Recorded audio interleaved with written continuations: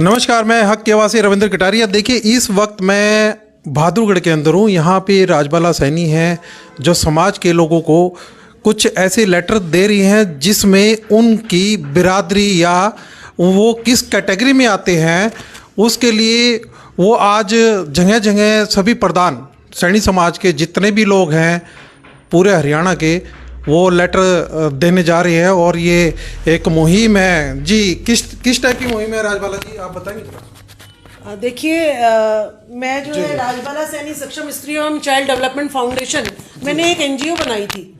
तो इस एनजीओ में जो है मुझे कल एक वीडियो विवेक बिंद्रा की जो है वीडियो मैंने देखी तो मैं बहुत हिल गई कि उसकी बातों को सुनकर मैं बहुत हिल गई। तो मैंने सोचा कि सबसे पहले सक्षम स्त्री एवं चाइल्ड डेवलपमेंट के तहत मैं जितने भी नेता हैं सैनी समाज के और जितने भी प्रधान हैं इनको एक ज्ञापन दूं और पूछूं कि जो विवेक बिंद्रा कह रहा है उसके अनुसार मैं कौन सी वर्ण व्यवस्था में आती हूं। तो मैं ये यहाँ पर मुकेश सैनी जी जो हैं सैनी समाज युवा अध्यक्ष हैं बहादुरगढ़ के, तो मैं इनको आज ज्ञापन देके जा रही हूँ ताकि ये लिखित में जो है मुझे प्रमाण दें कि मेरी क्या पहचान है। तो मैं निवेदन करूंगी मुकेश जी से कि आप ये लेटर जो है पढ़ें ताकि जनता को पता चले कि मैं आपसे क्या चाह रही हूं। ऊपर से शिक्षिका राजबाला सैनी की क्या पहचान है? शूद्र, क्षत्रिय, ब्राह्मण या राम के वंशज? मैं आपको 4 पहचान जो कि अलग अलग है सबूत के रूप में पेश कर रही हूँ। शूद्र, पंडित श्री प्रभुदयाल पाठक के अनुसार ब्रजेश सैनी जो कि मेरे पति हैं उन्हें शूद्र वर्ण में रखा गया है। शूद्र की पत्नी यानी मैं राजबाला सैनी भी शूद्र हुई। क्षत्रिय, सैनी महाकुंभ 17/12/2023 को जींद की धरती पर मुझे पता चला कि मैं महाराजा सूर सैन की वंशज हूँ यानी मैं सतराणी हुई। ब्राह्मण, मैं शिक्षिका रही तो कर्म के अनुसार राम वंशज। राजस्थान की बीजेपी सांसद दिया कुमारी ने दावा किया कि हम भगवान राम के पुत्र कुश के वंशज हैं यानी मैं राजबाला सैनी भगवान राम की वंशज हूँ। कृपया आप मुझे लिखित प्रमाण दें कि मैं कौन सी वर्ण व्यवस्था में आती हूँ। मैं कितनी अभागी हूँ कि मुझे आज तक अपनी पहचान पता नहीं चली और लोगों ने मुझसे प्रताड़ना की इंतहा पार कर दी है।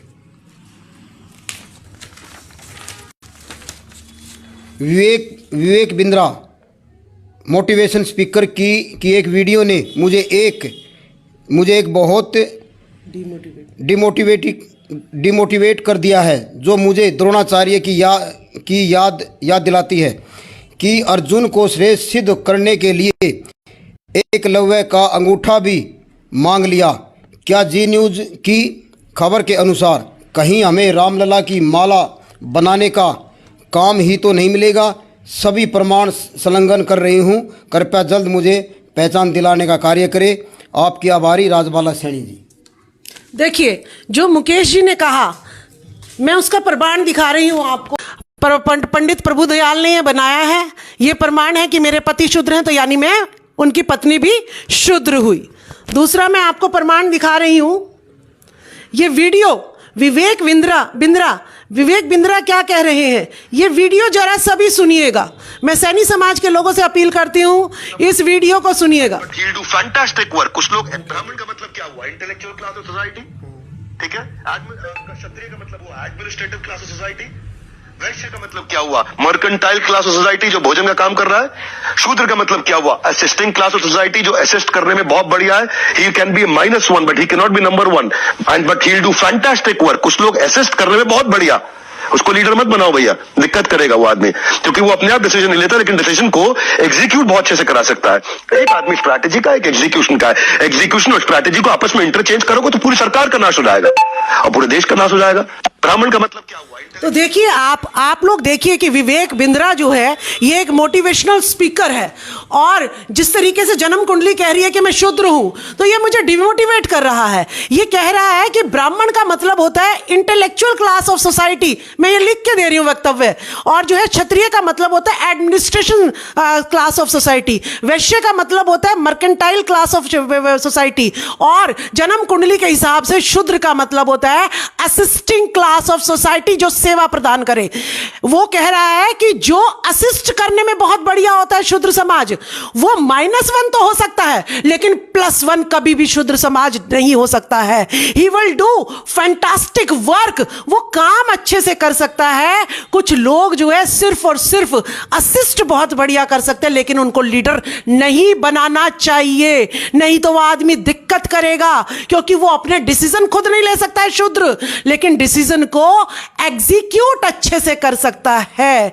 एक आदमी जो स्ट्रेटजी वाला है और एक आदमी जो एग्जीक्यूट करने वाला है, अगर उसको इंटरचेंज कर दोगे तो सरकार का नाश हो जाएगा, और जिससे पूरे देश का नाश हो जाएगा। तो स्ट्रेटजी सिर्फ और सिर्फ जो है अपर क्लास बना सकता है, शूद्र तो सिर्फ और सिर्फ उसको एग्जीक्यूट करने के लिए, उस कार्य का पालन करने के लिए बना हुआ है। यह विवेक बिंद्रा कह रहा है। तो मेरे समाज के लोगों, मैं माननीय सांसद नायाब सैनी जी के पास भी जाऊंगी, मैं अपनी अनुराधा सैनी जो अभी चेयरमैन है बहन, उनके पास भी जाऊंगी, जितने सैनी समाज के अध्यक्ष हैं, युवा अध्यक्ष हैं, प्रतिष्ठित ऑल इंडिया सैनी समाज के दिलबाग सैनी जी हैं, जो जितने भी हैं हमारे, सबके पास जाऊंगी कि मैं शूद्र हूं, तो मुझे जो है आप कैसे जींद के 17 तारीख को आप मुझे कह रहे थे कि मैं महाराजा सूरसेन की औलाद हूं।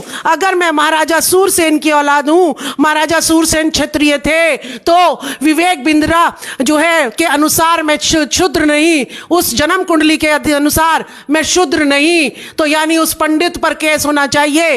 और अगर मैं शूद्र हूं तो जो सैनी जो हमें कहा जा रहा है कि हम महाराजा सूरसेन की औलाद है, तो इन पर एक्शन कार्रवाई होनी चाहिए।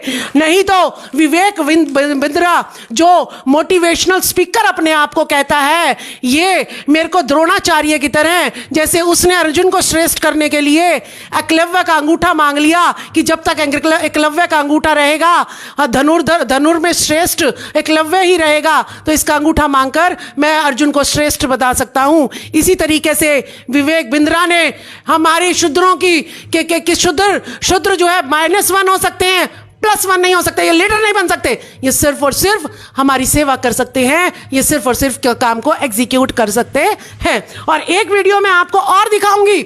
मुझे डर है कि अगर जो दिया कुमारी जी ने कहा है कि हम राम के वंशज हैं, अगर हम राम के वंशज हैं तो दिया कुमारी जी, आप राम मंदिर की कमेटी में हमें पदाधिकारी बनाइए, आप उसकी तिजोरी में हमें हिस्सेदारी बनाइए, हमें उस मंदिर में पुजारी बनाइए। देखिए क्या कह रही है ये लोग, जी न्यूज़ की, ये जी न्यूज़ की खबर है। राम मंदिर से जुड़े कई ऐसे चेहरे हैं जो गुमनाम हैं, जो बहुत ही आराम से अपना काम करते हैं और बहुत ज्यादा टेलीविजन पर नहीं आते हैं, सुर्खियों में नहीं रहते हैं, लेकिन वो सब राम की सेवा में लीन है। आज हम आपको कुछ ऐसे चेहरों से मिलवाएंगे जिनकी वजह से रामलला की पूजा होती है, जिनकी वजह से रामलला के पास तक माला फूल पहुंचता है। आखिरकार वो चेहरे कौन है, आज हम आपको अपने इस खास एपिसोड में दिखाएंगे।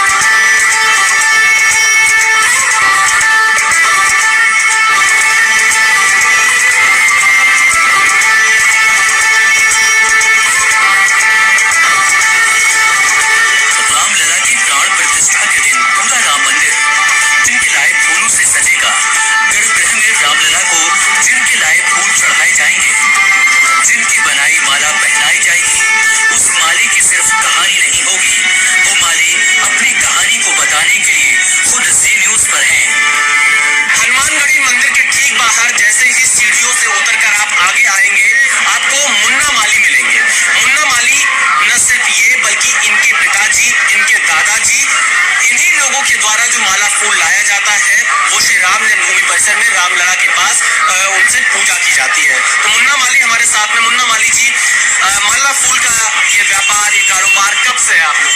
ये हम लोग बचपन से ही रहते हैं अयोध्या में, या बचपन में हमारे घर पूरा परिवार फूल माले का कार्य करते हैं। जब राम मंदिर पहले इसी बना हुआ था, उससे पहले हमारे बाबा जी फूल माला देते थे वहाँ पे, उसके बाद दादाजी दे रहे थे, उसमें पिताजी दे रहे थे, इसके बाद हम दे रहे हैं। यहाँ से पीढ़ी से दर पीढ़ी माला फूल राम मंदिर में दिया जा रहा है। कितना माला फूल देते हैं आप लोग राम मंदिर में?